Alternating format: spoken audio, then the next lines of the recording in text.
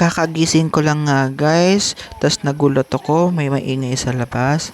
Kaya lumabas ako para tignan kung ano ang maingay. Yun pala, naghahakot pala ng buhangin ang mga taga-Ilaya para itambak doon sa may daanan na provide ng papa ko para sa kanila.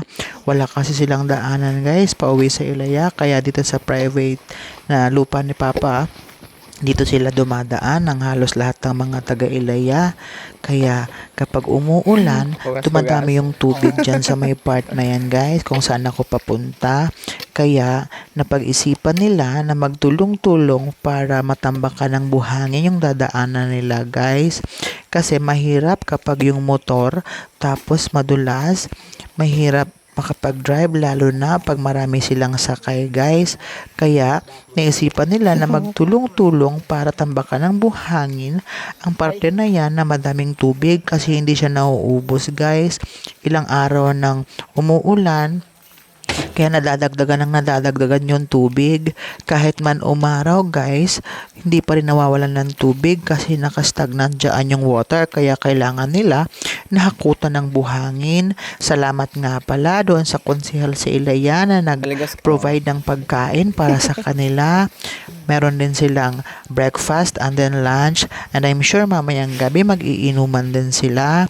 Ganyan nga pala kahaba yung guys yung part na basa dyan sa may lupa namin.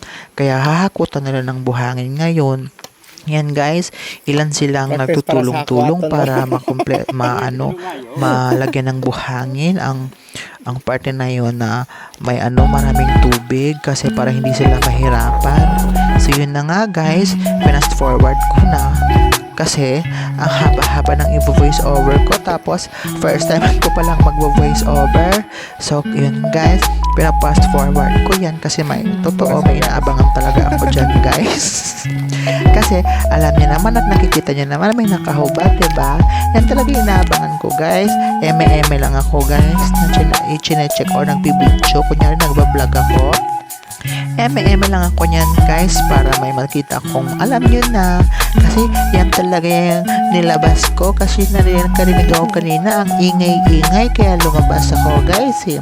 Ayan, yan, tingnan nyo, akala nyo hayang buhangin yung tinitingnan ko, hindi. Ayan guys, so mahaba pa yung hahakutan nila guys ng buhangin, kaya tiis-tiis muna tayo, antay-antay lang tayo guys na makita yung mga buhangin.